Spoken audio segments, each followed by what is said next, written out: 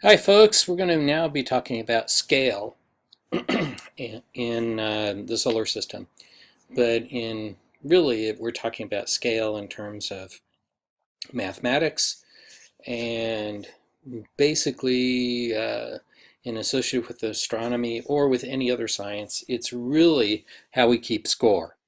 So that being the case, I've got a little picture here that shows these equations, which probably are causing your eyes to roll up and to be frightened and to run away as quickly as possible. I'm not expecting you to understand what these equations are, but let me point out the usefulness of these things.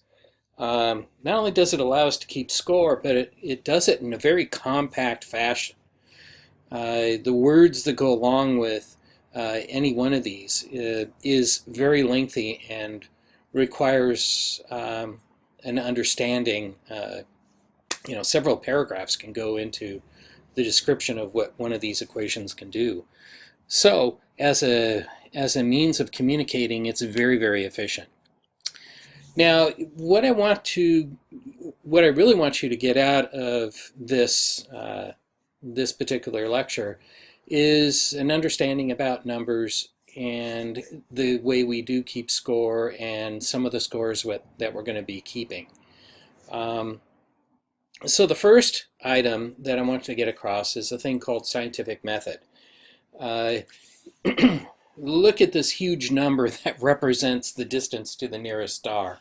It's totally crazy. I don't know if I have no clue about how big that number is. Let's see, it might be, let's see, the first comma represents thousands, then millions, then billions, then trillion. Anyway, I'm sort of lost. But if I use scientific notation, all I have to do is keep track of where the 3 and the 9 are, and then I can represent this number pretty easily. It turns out that using scientific notation, that number that was so huge turns out to be somewhere around 4 times 10 to the 16 meters. Now that 10 to the 16 means that I'm going to multiply 10 to itself 16 times. So that means 10 squared would be representative of 100. And I can go positive or negative in these exponents. And basically this gives you an idea of how I do that. So 10 to the first power is 10. 10 to the second power is 100. 10 to the third power is 1,000. And I can continue to go higher and higher and higher. And in the same token, 10 to the minus 1 means I'm dividing by 10. 10 to the minus 2 means I'm dividing by 100. And if you want, 10 to the minus 1 is also equal to, or 10 to the minus 2 is also equal to 10 to the minus 1 times 10 to the minus 1. So I can continue to play these games, and I can represent any number in this way. And the interesting thing is that if you take a look at this number here, 3.97 10 to the 16 meters, then really in astronomy or in most scientific applications, I'm only interested in the number that's out in front, the coefficient here, and maybe the first and the maybe just the first number after the decimal point, maybe the second number. The second number means that I know this number to very good accuracy, to 1 part in 100 at least. So in general, most things in science we don't know that well, at least when we start peeling the onion away.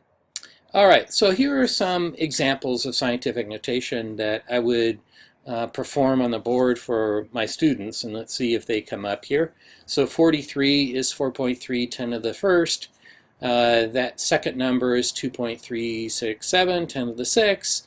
And basically you get the idea. You count up how many zeros you got, and then you do that, and then you count how many places over in terms of this one, how many places over I got. So I go 1, 2, 3, and I have 5.08 10 to the minus 3.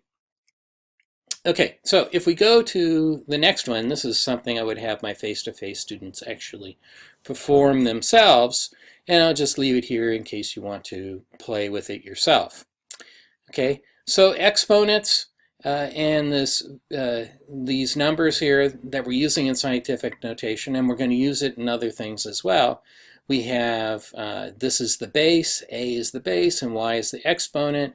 And if I have a to the fourth, it means I'm multiplying a by itself 4 times. And also, not to remind you, but to let you know that y need not be an integer. So if y is not an integer, this is an integer, and b is a fraction. Come on, quit doing that. Then I would have a to the n times a to the b, and b would represent the bth root of a. And so I could do exponents in this sort of fashion. This is 3 to the second power, it means 9, 5 to the third power is 125, and you can see I can do the rest of these things. When I have 4.5, it means I'm going to take the square root of 10, and I do that again down here. I take the square root of 5, and then here I'm going to take the second 10th root of 12, and that was represented by that number. These are all representations. It allows me to keep score. Okay, don't be afraid of that. It's like at a baseball game. How many runs do you get? How many hits and how many errors? I always do that. Okay, now another important thing is how to approximate, to get an idea of what the numbers are. This relates to a thing called the Fermi problems. And one can go, and you guys can go to, I think it's fermi.org or fermi.com, and you can look up there and play games and try to estimate things. We'll try to get to that in a little bit. Well, actually, let's try it now. Okay, so we pull up this thing, and we're going to go to here, and we're going to do fermiquestions.com. And here is a question: how many bowling balls would fit into an empty cement mixer truck? Okay, so I would estimate that a bowling ball is probably, just roughly, it's probably 1/3 of a meter in size. So I'd do that 3 times. So 1/3 times 1/3 times 1/3, so that's 1/27, 10 to the minus 3. And then I would compare that to a cement mixer truck. So I'm just going to say 10 to the minus 3, and then I have a cement mixer truck is going to be another factor of 3. So I'm going to say there are this many, and we'll see how close I get. I was off by a factor of 100. Oh, wait a minute. No, I got it right on. So those are one of the things you can do. And then it says, how many US dollar coins does it take to equal the weight of a bowling ball? Anyway, this idea, though, is very important and it allows us to figure out when we do calculations if we're anywhere close. Now, what allows us, or allowed me to do this calculation right here, is to do it in terms of scientific notation, and only keeping track of the first digit and the exponent of the factor of 10. There is a movie done by Lawrence Krauss called The Secret Life of Physicists, and I would suggest that. He talks about this in a kind of fun way, and that would be something I would encourage you to take a look at. But anyway, approximation is based upon things that you already know. And multiplication tables are very useful in this regard. The multiplication tables allow you to multiply and divide by certain numbers, but they also contain okay, so to continue, the multiplication tables are really useful simply because we know some of the squares, we learn some of the squares, and because of scientific notation, just knowing the squares of the numbers in in the multiplication tables that we learn up to 12 is enough for us to approximate everything else. So, let me remind you what I'm talking about by squares. Any number multiplied by itself is a square. So that number to the second power. So 1 times 1 is 1. 2 times 2 is 4. 3 times 3 is 9. 4 times 4. And I learn all these things up to 12 times 12. And if you take a look at the numbers that those squares are, that allows us to take a square root. And for any number that is less than 10, I know the square root for it. And so if I use scientific notation, I'm required by the whole basis of scientific notation to have a number that goes from 1 to 9.99999. Okay? So those are the only numbers allowed, and then I have 10 to some power. Okay? So basically, that allows me to do this whole idea of approximations. And there are other tricks that you've learned too in learning how to multiply and divide. Basically common divisors, and if you add the digits and they equal 3, or if you add the digits and they equal 9, then you know that those numbers are divisible by 3 or 9. So that allows us to do this sort of thing. And so 43 divided by 9 is kind of difficult, but if you say that 43 is about equal to 42, then you can say that 42 is equal to 6 times 7, if I've got that right. And then I have 14 divided by 3, and then 14 divided by 3 is something I can figure out. So then 43 divided by 9 becomes something that becomes about equal to 14 divided by 3, or 14 divided, let's see, did I get that right? 14 divided by 6. And then I can divide that out, and I'm all set. I probably screwed that up someplace. But here's another one, 1600 divided by 34. That looks like really something atrocious. But if you recall that 33 times 3 is about equal to 100, then this number 1600 divided by 34 becomes 1600 divided by 100 multiplied by 3, which turns out to be a lot simpler to do. I get 16 times 3 now, and that's 48. In a similar sort of fashion, I can do the next one. I combine the exponents together, and notice that 54 is divisible by 9. But so is 2.16 if I multiply by 100. 2 plus 1 plus 6 is equal to 9, so 216 is divisible by 9, and so is 54. Maybe that would be a way to go to solve that problem. The next one is a little bit interesting. Change the 69 to 70, and then I get 7 times 10 to the minus 2, and I can square that. 7 times 7 is 63, and 10 to the minus 2 times 10 to the minus 2 is 10 to the minus 4. Hopefully you're getting the idea about this. The next one, doing a square root, is just as simple, although I'm certain that you guys haven't had this experience with doing it. But I would combine the numbers together that are being taken the square root of, the 0.5. And so I'd have 13 times 10 to the 5th divided by 5 times 10 squared, which is roughly going to be, 2.6 times 10 to the 3, or 26 times 10 squared. And that's going to, and 26 is close to 25, and the square root of 25 is 5, and then I have 10 to the second power, and the square root of that is 10. So boom, right off the bat I can do that. Now in class I would do something very similar. Have them play with this, and you can do that at your leisure as well. So here are some interesting numbers. Basically, who would want to remember these things? But the idea is that they are now more accessible than they were before. Some of the other things that we're going to be doing are ratios. So A is equal to B times C, or D is equal to E times F. And so a ratio of something allows us to learn if there's some sort of correlation between two parameters.